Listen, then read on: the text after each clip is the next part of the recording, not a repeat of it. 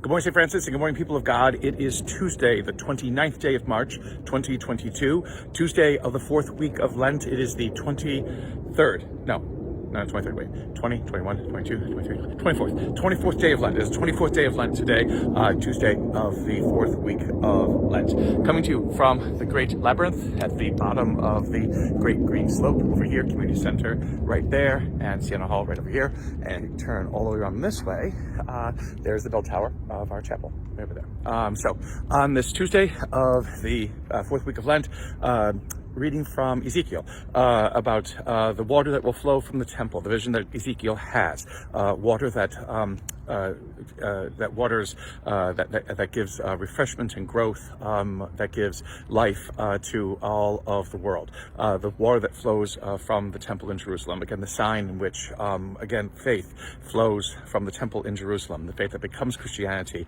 the faith that even becomes Islam, comes from these waters that Ezekiel sees in this great vision.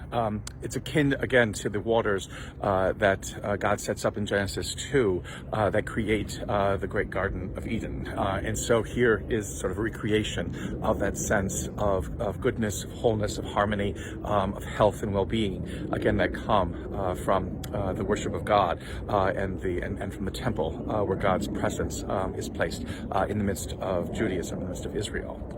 With that, again, water is looked at again in John's Gospel. Again, we turn more and more to John's Gospel in these last weeks of Lent, in the last days of Lent, because here is where the tension between Jesus and Jewish leadership begins to mount. And because of that tension, the leadership in Israel will decide that Jesus has to be gotten rid of and he has to be eliminated. And so here we have the healing of a paralytic who is sitting by the pool of Siloam, waiting to be placed into the waters, when it is said an angel stirs the waters and thereby brings healing to those waters. There is nobody, though, to place this man who's been paralyzed into the waters, and so all he can do is just lie near them. Jesus comes and says to him, stand up, take up your mat, walk, and the man is able to do so. Jesus basically then says, don't tell anybody about this or anything like that, and yet the Jewish leadership sees this happening. It happens on a Sabbath. And again, it is more the problem that Jesus does in action on a day you're not supposed to do any actions than it is a man who was paralyzed now can walk again.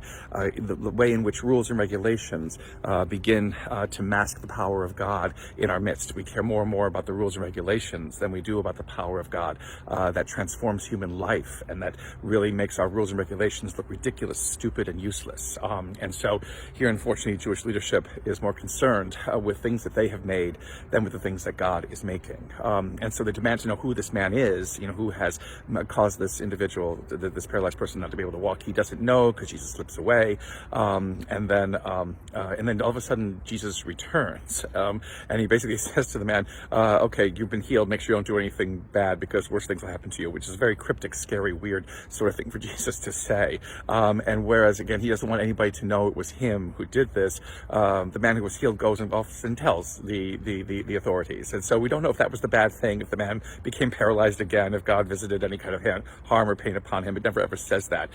But what does happen is that because the Jewish leadership begins to realize it was Jesus who dared to defy their laws and their regulations, not God's, but their laws and their regulations, now they decide to plot to eliminate him. It's one more kind of nail within this situation of anxiety, of animosity, of stress and of anger between Jesus and Jewish leadership that begins to build and build and build. Throughout it all, though, Jesus does not stop preaching. Jesus does not stop doing whatever he can to heal the hurts and the woes of the world.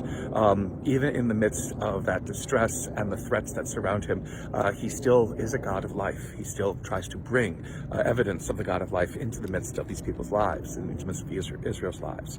In the same way, we too are supposed to be people who, even in our own distresses, our own pains and anxieties, are supposed to always remember that we can still bring life into this world.